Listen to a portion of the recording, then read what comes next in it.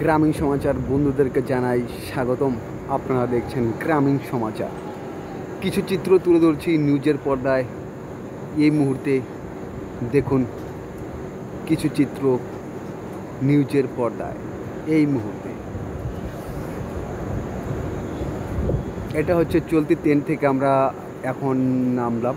নেমে আপনাদের কাছে কিছু চিত্র আপনাদের সামনে আমরা তুলে ধরছি, বিস্তারিত দেখুন। এটা গুয়াহাটি সুপারফাস্ট এক্সপ্রেস।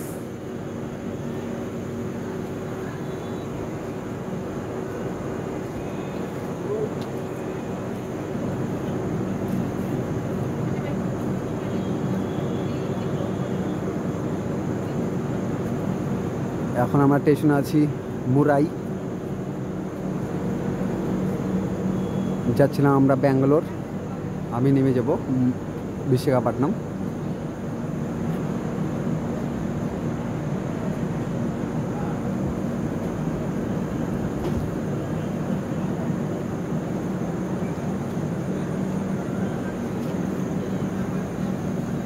কিছু চিত্র ট্রেনের ভিতর থেকে দেখাচ্ছি,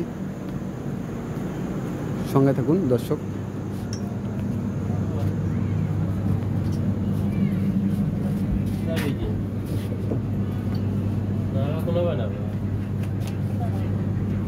না